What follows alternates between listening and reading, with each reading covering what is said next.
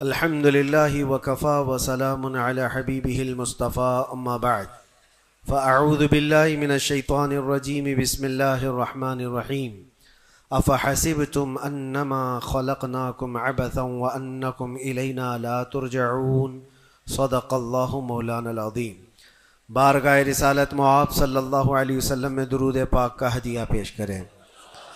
اللہم صلی علی سیدنا و مولانا محمد معدن الجود والکرم وآلہ واصحابہ الکرام وابنہ الکریم وبارک وسلم صلاة دائمتا سرمدا ابدا۔ عزیزان گرامی وقار، حاضرین جمعہ، وقت یہاں پر زیادہ ہو چکا ہے، میں مختصراً آپ کے سامنے کچھ باتیں عرض کرنا چاہتا ہوں۔ اللہ رب العزت نے انسان کی جو تخلیق فرمائی، انسان کو جو پیدا کیا، اس کی زندگی کا جو مقصد بیان کیا گیا ہے، قرآن پاک میں اللہ تعالیٰ نے فرمایا وَمَا خَلَقْتُ الْجِنَّ وَالْإِنسَ إِلَّا لِيَعْبُدُونَ، جنات اور انسانوں کو میں نے صرف اپنی عبادت کے لیے پیدا کیا ہے۔ جس چیز کو جس مقصد کے لیے بنایا گیا ہے، اسی مقصد پہ اس کو عمل کرتے رہنا چاہیے۔ جہاں وہ چیز اپنے مقصد پر عمل چھوڑ دیتی ہے تو پھر وہ کباڑ کے قابل ہو جاتی ہے۔ کوئی مشین اگر گھر پر لائے ہوں، مسالہ پیسنے کی مشین، مکسر، اگر وہ اپنا کام نہیں کر رہی ہے تو پھر وہ مشین گھر میں رکھنے کے قابل نہیں ہوتی۔ واشنگ مشین کپڑے دھونے کے لیے استعمال کی جاتی ہے، اور اگر وہ کپڑے دھونا ہی چھوڑ دے تو وہ اپنا مقصد چھوڑ چکی ہے، اب اس کی جگہ بھنگار میں یا کباڑ خانے میں ہی ہوتی ہے۔ انسان جب اپنی زندگی کا مقصد بھول جاتا ہے تو پھر اس کی بھی دنیا میں رہنے کا کیا حاصل ہے؟ اللہ تعالیٰ نے جس مقصد کے لیے اس کو بنایا تھا، اب یہ مشین اس مقصد پہ نہیں چل رہی ہے تو پھر اس کے لیے جہنم کا ایندھن تیار ہے، جہاں پر اس کو ہمیشہ کے لیے بیچ دیا جاتا ہے۔ عزیزان گرامی وقار، میں ایک بات آپ سے یہ عرض کرنا چاہوں گا۔ اللہ کے نبی صلی اللہ تعالیٰ علیہ وسلم نے اسی لیے بار بار ہمیں تنبیہ فرمائی کہ جو چیز ہمیں ہمارے مقصد سے پھیرتی ہے وہ کون سی چیز ہے، کس لیے انسان غافل ہوتا ہے اور کیوں بھٹک جاتا ہے، کون سی چیز ہے؟ تو نبی پاک صلی اللہ علیہ وسلم فرماتے ہیں میں میرے بعد اپنی امت سے اس بات کا اندیشہ نہیں رکھتا کہ یہ کافر ہو جائے گی، مشرک ہو جائے گی۔ حضور فرماتے ہیں مجھے اس کا ڈر نہیں ہے کہ میری امت مشرک ہو جائے گی، کافر ہو جائے گی، لیکن اندیشہ اس بات کا ہے، ڈر اس بات کا ہے کہ تم پر دنیا پھیلا دی جائے گی اور تم دنیا سمیٹتے سمیٹتے اللہ رسول کو بھول جاؤ گے۔ آج یہ پوزیشن پر جو مسلمان آیا ہوا ہے، امت مصطفیٰ کی یہی حالت ہے کہ دنیا اس قدر حاوی ہے کہ وہ اپنے آرام اور سکون کو چھوڑنا نہیں چاہتا۔ جو کمفرٹ زون میں جینے کا عادی ہو گیا ہے، اسے آج مشکلات کا سامنا کرنے کی ہمت نہیں ہے۔ آج میں محسوس کرتا ہوں میرے عزیزوں، جب رسول پاک صلی اللہ تعالیٰ علیہ وسلم کی عزت کی بات پر، قرآن پر، اسلام پر، دین پر اور اللہ کی ذات پر حملے ہوں تو لوگ آئیں کائیں کرتے رہتے ہیں، ابھی اپنے دائیں بائیں دیکھتے رہتے ہیں کہ میری سیفٹی کتنی ہے، میری سیکیورٹی کتنی ہے۔ چھوٹے سے لے کر بڑا آدمی ہر ایک یہ سوچتا ہے کہ خواہ اس مسل میں اپنا سر کیوں رکھنا، کیوں اپنی جان کو جوخم میں ڈالنا ہے، میرے بھی بیوی بچے ہیں اور سب مشکل میں پڑ جائیں گے۔ یہی دنیا میں کمفرٹ زون میں جینے کی خواہش اس کو بزدل بنا دیتی ہے اور اپنے راستے سے اسے ہٹا دیتی ہے۔ کبھی کبھار یہ بھی تو سوچا ہوتا کہ بیوی بچے اور گھر بار اور جائیداد اور بزنس صرف ہمارے نہیں، صحابہ کے بھی تھے، جو رسول پاک صلی اللہ تعالیٰ علیہ وسلم کے سچے غلام ہیں، ان کی بھی جائیدادیں تھیں، ان کے بھی مال و اولاد تھے، ان کی بھی بیوی بچے، لیکن کبھی عظمت مصطفیٰ اور دامن مصطفیٰ کے بیچ دنیا کی کسی چیز کو انہوں نے کبھی آنے نہیں دیا ہے۔ ہم ساری چیزوں کو پہلے مقدم رکھتے ہیں کہ کیا ہوگا. میرے عزیزو، ایک صحابی رسول کی بات اگر عرض کروں، ابو دہدہ، ایسے مالدار صحابی تھے جن کا باغیچہ پورے مدینے میں سب سے قیمتی باغیچہ تھا، سب سے قیمتی باغیچہ تھا، اور ان کے باغیچے کی کھجوریں سب سے مہنگی کھجوریں. ابو دہدہ کے باغیچے کی شہرت تھی مدینے میں. مسجد نبوی میں بیٹھے ہوئے تھے، حضور پاک صلی اللہ تعالی علیہ وسلم کے پاس ایک مسئلہ آیا تھا، ایک یہودی کا اور ایک مسلمان کا، ایک دوسرے صحابی کا. اس یہودی کے اور مسلمان صحابی کے درمیان جو مسئلہ وہ تھا، ایک درخت کو لے کر کے، کھجور کے درخت وہ یہودی کے آنگن میں تھا جس کی کھجوریں اس صحابی کے گھر پہ گر جاتی تھی. انہوں نے خریدنے کے لیے کہا، وہ دینے کو راضی نہیں تھا. یا اس طرح کا ایک مسئلہ اور بھی ہے. اللہ کے نبی صلی اللہ تعالی علیہ وسلم نے رغبت دلائی، کوئی ہے جو یہ ایک درخت خرید کر کے میرے اس صحابی کو دے دے، اسے میں جنت کا باغیچہ دوں گا. تو اس وقت ابو دہدہ کھڑے ہوئے، کہا یا رسول اللہ صلی اللہ تعالی علیہ وسلم، میں سودا کروں گا اس یہودی سے. ایک ہی درخت تھا اس کے آنگن میں. اس سے کہا کہ کتنے میں تو یہ درخت بیچے گا؟ میرے نبی کی بات ہے، حضور کا فرمان ہے، میں خریدوں گا. اس نے کہا میں بیچنا نہیں چاہتا اس کی قیمت، کیونکہ اسے پتا تھا ان کی کمزوری ہے. ابو دہدہ نے کہا کیا تجھے پتا ہے مدینے، اوالی مدینے میں ابو دہدہ کا باغیچہ؟ کہا اس کو کون نہیں سنا ہے، مدینے کا ہر بچہ جانتا ابو دہدہ کے باغیچے کی شہرت. کہا اگر میں وہ باغیچہ اس درخت کے بدلے دے دوں تو کیا تو یہ درخت مجھے دے گا؟ اس نے کہا یہودی نے، پاگل ہو گئے ہو، کیا بات کر رہے ہو؟ ایک درخت کے بدلے وہ اتنا قیمتی باغیچہ جس کی کھجوریں پورے مدینے میں مشہور ہوں. ابو دہدہ نے کہا اس باغیچے سے زیادہ قیمتی میرے مصطفیٰ کا فرمان ہے، میرے لیے نبی پاک کی عزت اور ان کی حرمت اس سے کئی زیادہ بڑھ کر کے ہے. اس یہودی نے کہا کون نہ کہے گا سودا، اگر تم صحیح میں مجھ سے مذاق نہیں کر رہے ہو تو ابھی میں یہ درخت دیا اور باغیچہ دو.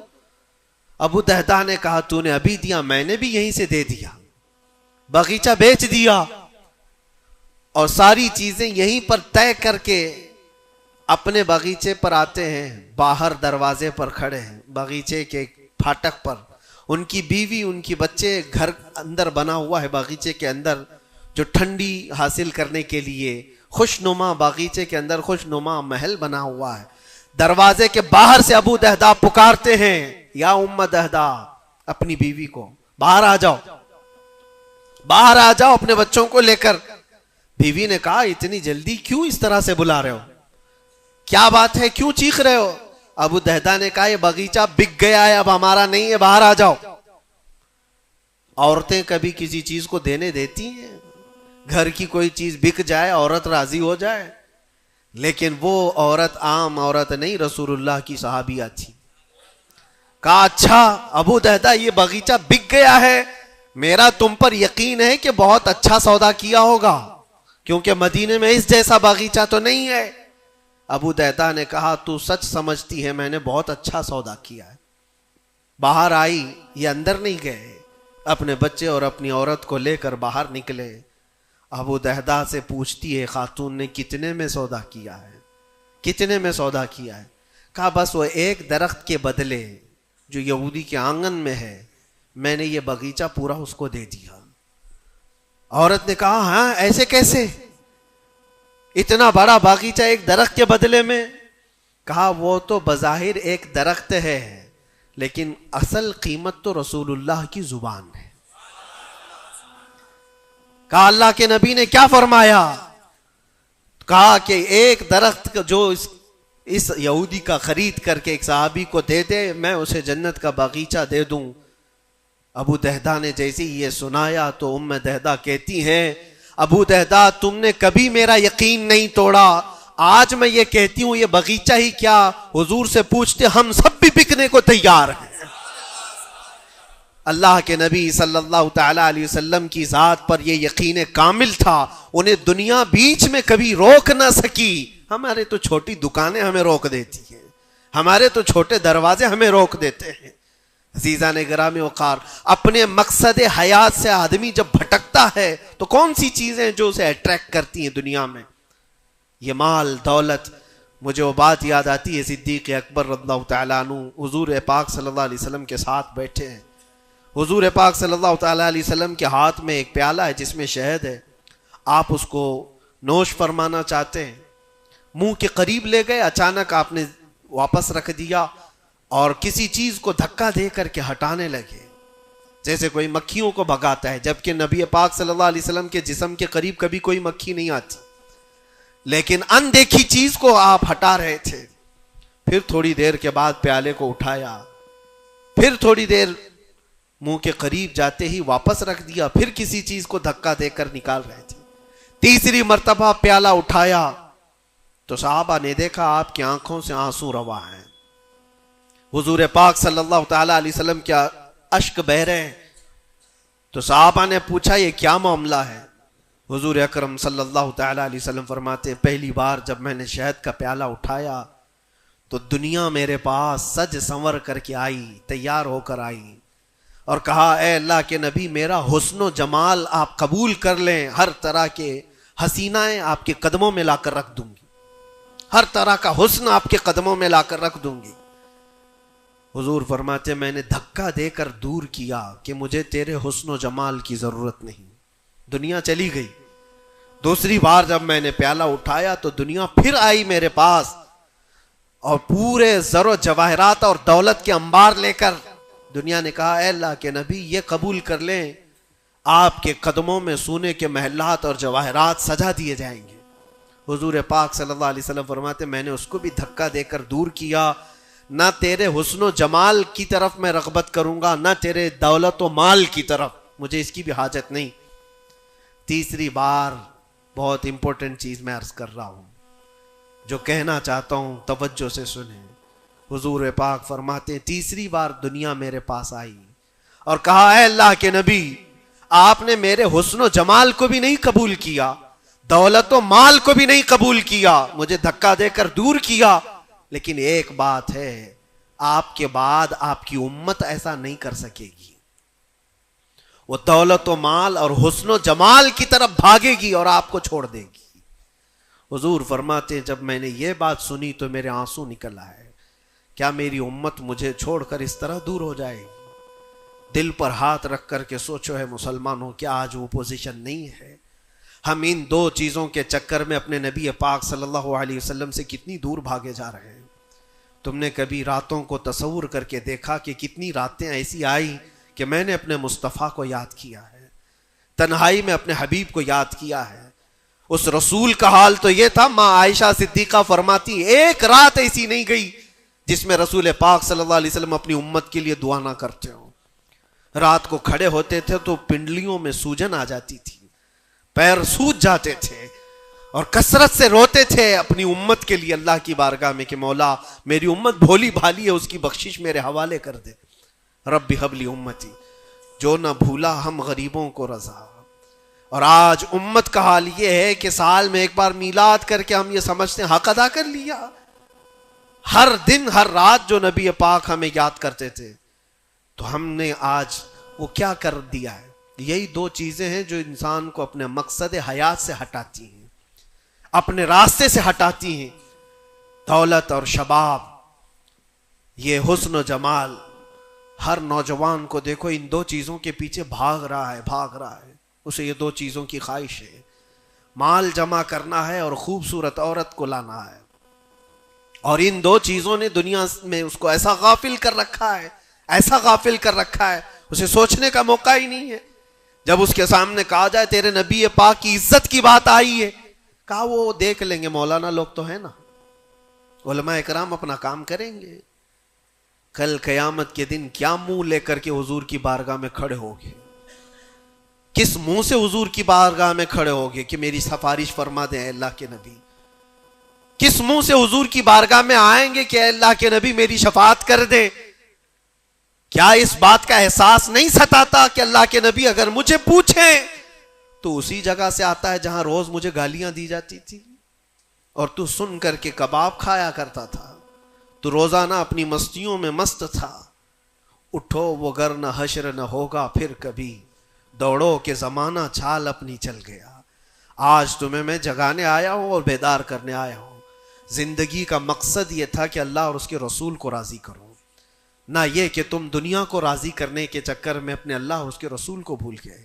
ان نوجوانوں سے میں کہتا ہوں جو رات بھر تم اپنے دوستوں کے لیے گزارتے ہو، تم اپنے ماں باپ کو چھوڑ کر کے چلے جاتے ہو اور ان دوستوں کے چکر میں اپنا مال بھی بہایا، وقت بھی گنوایا، لیکن حاصل کیا ہوا پتہ ہے؟ قرآن میں 19ویں پارے میں اللہ تعالیٰ فرماتا ہے بہت سارے ایسے لوگ ہوں گے جو صرف اس لیے دوزخ میں جا رہے ہوں گے کہ ان کے دوست برے تھے. یا ویلتا لیتنی لم اتخذ فلانا خلیلا، وہ پکارے گا اے کاش میں فلاں کو دوست نہیں بنایا ہوتا تو آج دوزخ میں نہیں جا رہا ہوتا. بہت سارے ایسے لوگ، اور جن کے لیے تم نے زندگی پوری اجاڑ دی، وہ کب تک کے لیے آئے تمہارے پاس؟ کب تک کے لیے؟ کیا تمہارے جنازے کے کندھا دینے کے بعد ختم ہو گئی بات؟ کون تمہاری قبر میں آتا ہے؟ کون تمہارے قبر کے حالات دیکھتا ہے؟ کون ہے جو حشر میں تمہارے معاملات کی سفارش کرتا ہے؟ ہے کوئی نوجوان دوست تمہارے لیے مددگار؟ نہیں. تمہارا دل بھی یہ کہے گا اس قبر کی نئی زندگی میں اگر کوئی آئے گا تو وہ آمنہ کا لال آئے گا. نبی پاک صلی اللہ تعالی علیہ وسلم تشریف لائیں گے. بزرگان دین نے یہاں تک فرمایا ہے وہ قبر میں میرے آقا صلی اللہ تعالی علیہ وسلم اس حالت میں اور اتنی جلدی آتے ہیں، اور منکر نکیر کے اٹھانے سے پہلے اس سے کہتے ہیں فرشتوں سے آہستہ سے اٹھاؤ، میری محبت میں بڑا تھک کے آیا ہے. وہ کس کے لیے ہے؟ جو محبت مصطفیٰ میں یہاں تھکا ہوا ہو اس کے لیے ہے. وہ نہیں جو عیش و عشرت میں شباب و کباب میں یہاں تھک کر کے گیا ہو. وہاں پر بھی بزرگوں نے فرمایا قبر میں حضور پاک صلی اللہ تعالی علیہ وسلم کچھ لوگوں کی، کچھ مومنین کی قبر میں ایسے بھی حالات ہوں گے کہ جب فرشتے اس کو اٹھا کر جھنجھوڑ کر پوچھ رہے ہوں گے بتا ان کے بارے میں کیا کہتا تھا دنیا میں، حضور اپنا چہرہ پھیر لیں گے. حضور فرماتے ہیں خبردار میری طرف مت دیکھنا، اس لیے کہ دنیا میں تجھے میرا چہرہ پسند نہیں تھا. جس کو پسند کرتا تھا اس کو آج بلا لے. تمہارے پاس کوئی اور آپشن رہ جائے گا قبر میں بلانے کے لیے کسی کو؟ اپنی زندگی کا مقصد سمجھ لو. جتنے لوگ ڈائیورٹ کرتے ہیں ادھر ادھر ان کی طرف توجہ نہ کرو. کبھی آپ گاڑی چلا رہے ہو، جو لوگ گاڑی میں بیٹھے ہو ان کو اچھی طرح سے معلوم ہونا چاہیے. اگر یہاں سے نکلیں آپ پونا جانا چاہتے ہیں، تقریباً 150-200 کلومیٹر کا فاصلہ ہے. راستے میں بہت سارے مناظر آتے ہیں، بہت سارے اچھے منظر دیکھنے کو ملتے ہیں. کبھی پہاڑیاں ہیں، کبھی درخت ہیں، کبھی جھیل ہے، کبھی کچھ ہے، کبھی کچھ ہے. تو کیا اس راستے پہ گزرتے ہوئے جو چیز اچھی لگ جائے وہیں رک جاتے ہو؟ تمہیں پتا ہے نہیں مجھے تو پونا پہنچنا ہے 2 گھنٹے کے اندر، میرا راستہ آگے، میری منزل آگے ہے. جتنے درخت آئے خوبصورت دیکھ لیا چل پڑا، پہاڑ آئے دیکھ لیا چل پڑا. دنیا کا سفر ایسی ہے جتنی چیزیں شہوتیں تمہیں اپنی طرف بلاتی ہیں، اگر نظر پڑ گئی تو نیچے کرو اور آگے بڑھ جاؤ. تمہاری منزل یہ شہوتیں نہیں ہیں، تمہاری منزل تو اللہ کے نبی کے ساتھ جنت میں جانا ہے. تمہاری منزل وہ ہے. اور جو اپنی منزل کو نہیں پہچانا ہے وہ یہیں پر ڈائیورٹ ہو کر کے رہ جاتا ہے. اپنے اصلی مقصد پر کامیاب ہونے کے لیے ایک فارمولا میں آپ کو بتاؤں، کیسے بھی حالات ہو. کچھ لوگ یہ سوچتے ہیں کہ زندگی میں حالات بدل گئے، گناہوں کی طرف چل پڑے، کبھی خواہشات نے انگڑائیاں لی، میں نفس کا شکار ہو گیا، فلاں کام کر لیا، فلاں کام کر لیا. کون انسان ایسا ہے جو خطا نہیں کرتا؟ انسانوں میں خطا ہے نبیوں کو چھوڑ کر. لیکن میرے عزیزوں اس کا مطلب یہ نہیں ہے کہ تم مایوس ہو کر کے انہی کاموں میں لگ جاؤ. کل کی رات ہی میں دیکھ رہا تھا یہ موبائل جو تمہارے ہاتھ میں ہے بہت ساری نصیحت کر جائے گا تمہیں. موبائل اپنے ہاتھوں میں لیے رہتے ہو، کوئی بھی آج شاید اس موبائل سے خالی نہیں ہے. آپ کو پتا ہے اس موبائل کا اصلی مقصد کیا ہے؟ کیوں بنایا گیا اس کو؟ فون رابطہ کرنے کے لیے ایک دوسرے کے. یہی بیسک اس کا مقصد، جو بنیادی مقصد ہے وہ یہ ہے کہ آپ کسی سے رابطہ کرنا چاہیں گے، نمبر لگائیں گے، ادھر چلا جائے گا اور آپ بیٹھ کر بات کر لیں گے. یہی بیسک مقصد تو یہ ہے، یہ بنیادی مقصد ہے اس فون کا. میں یہی سوچ رہا تھا یہ فون آج بھی اتنا عقل مند ہے، یہ اپنے بیسک مقصد کو جانتا ہے، لیکن دنیا میں ترقیات کے آتے آتے اس میں بہت ساری چیزیں ایڈ ہو گئی. موبائل کے اندر پھر کیلکولیٹر بھی آ گیا، موبائل کے اندر پھر فوٹو لینے کا کیمرہ بھی آ گیا، ویڈیو بھی آ گئے. اب اس کے بعد چلتے چلتے اب تو سوشل میڈیا پورا آ گیا. اب سوشل میڈیا کی سائٹس بھی آپ کنٹینیو کھول کر کے بیٹھے رہتے. ایک بات مجھے بتانا، سب جانتے ہیں آپ فیس بک دیکھ رہے ہو، انسٹاگرام دیکھ رہے ہو، واٹس ایپ کھولے ہوئے ہو، یا یوٹیوب میں کوئی ویڈیو بھی دیکھ رہے ہو، کچھ بھی کر رہے ہو، لیکن اگر کسی دوست نے آپ کے فون لگایا تو یہ ساری چیزیں بند کرتا ہے اور پہلے گھنٹی بجا کر بتاتا ہے تمہارا فون آیا ہے. موبائل اپنے کام پہ ہے، اس کا اپنا بنیادی مقصد وہ چھوڑا نہیں ہے. اس میں بہت ساری چیزیں ایڈ ہو گئی، اور شاید چاہے جتنی بھی ایڈ ہوں، لیکن فون آنا جانا یہ کبھی بند نہیں کرے گا. جو انکمنگ ہے، فون کسی نے لگایا ہے تو یہ تمہیں بتا دے گا الارم. ہوتا ایسا نہیں ہے، آپ کی ویڈیو چل رہی ہو، یوٹیوب چل رہا ہے، کچھ بھی چل رہا ہو، فون اگر آیا تو وہ چیز روک دے گا اور پھر فون کا الارم تمہیں بتائے گا. یہ اپنے بنیادی مقصد پر چل رہا ہے. تمہاری زندگی میں چاہے جتنی بھی چیزیں ایڈ ہو جائیں، جس وقت اذان ہو جائے تمہیں سمجھ جانا چاہیے میرا مولا بلا رہا ہے. میرے اصلی مقصد کے لیے میں جو دنیا میں ہوں وہ اللہ کی عبادت کے لیے ہے. میرے رب کا فرمان، میرے رب کا اعلان آ چکا ہے. چھوڑو ساری چیزیں، جتنی بھی چیزیں ایڈ ہو جائیں اس چیز کو روکنا. اچھا، اور دوسری ایک چیز یہ بھی ہے اس موبائل کی، میں محسوس کر رہا تھا یہ بہت اچھا ہے بیچارہ، یہ موبائل اپنے مقصد پر کامیاب ہے، اس لیے کہ اس کو کبھی کسی کے ہاتھ میں دو تو ہی گندا بنتا ہے. جب تک اس کو کوئی چلاتا نہیں ہے، تم چلاؤ گے، اندر گھسو گے، بہت ساری چیزوں میں داخل ہوتے رہو گے، پتہ نہیں کیا کیا کھولتے رہو گے، وہ سب چیزیں وہ کرتا چلا جائے گا. لیکن اس کو کہیں بستر پر پٹک کر کے چھوڑ دو، وہ کبھی گندگی نہیں کرتا. خود سے ایسے نہیں ہے کہ وہ ویڈیو کھول کے چالو ہو جائے گا. وہ موبائل خود سے کسی کو ویڈیو نہیں دکھاتا، خود سے کسی کو فوٹو نہیں دکھاتا، لیکن اس کو بستر پر ایسی پڑے رکھے رہو، وہ دوسری گندی چیزیں تو نہیں دکھائے گا جب تک تم ٹچ نہیں کرو گے، لیکن وہاں پڑے رہنے کے وقت بھی فون کسی کا آیا تب بھی بچ کے دکھائے گا. پتہ یہ چلتا ہے اس سے کہ دوسروں کے ہاتھ میں جاتا ہے اور کوئی دوسرا چلاتا ہے تب یہ بے حیائی دکھاتا ہے. تم اس بات کی اپنے آپ کی ذمہ داری لے لو، تم کسی کے ہاتھ کا کھلونا نہ بنو. دوست تمہارے ساتھ کھیلیں گے اور دنیا تمہارے ساتھ کھیلے گی. عیش و عشرت کی تمہاری خواہشات یہ سب دنیا ڈالتی ہے. اگر یہ ساری دنیا سے ہٹا کر اپنے آپ کو اللہ اس کے رسول کے سپرد کرو، دیکھو کبھی تمہاری زندگی میں تمہارے جسم سے بے حیائیاں نہیں آ سکتی، نہیں آئیں گی. یہ جسم، اللہ، اس جسم کا مالک کون ہے؟ اللہ ہے. اور ہماری گردنوں کی اوپر اگر کسی کا حکم ہے تو وہ رسول اللہ کا ہے. اگر زندگی میں تم نے یہ طے کر لیا میں اللہ کا بندہ ہوں، اللہ نے مجھے بنایا ہے، میری گردن اللہ کے نبی کی عزت کے لیے ہے، سپرد کر دیا اپنے آپ کو، تو بے حیائیاں تمہارے اندر نہیں آئیں گی. ہاں، ہوتا یہ ہے کہ تم نے اپنے آپ کو دوسروں کے سامنے پیش کیا ہے، دوستوں کے سامنے. ارے کس کو تم جان جان کہتے رہتے ہو، تو میری جان ہے، میں تیری جان ہوں. پتہ نہیں کتنوں کو جان کہا ہے اور کوئی جان کسی کے کام کی نہیں ہے، کسی کے کام کی نہیں ہے. لیکن ایک بار جن صحابہ نے کہا فدا کا بھی وہ امی یا رسول اللہ، اے اللہ کے رسول میرے ماں باپ آپ پر قربان، میری جان آپ پر قربان. یہاں دوست کو یا بیوی کو یا محبوبہ کو جان کہا تو بدلے میں اس نے پھوٹی کوڑی بھی نہیں دی ہے. زندگی میں سوائے دکھ اور غم کے کچھ نہیں ملا جان سے.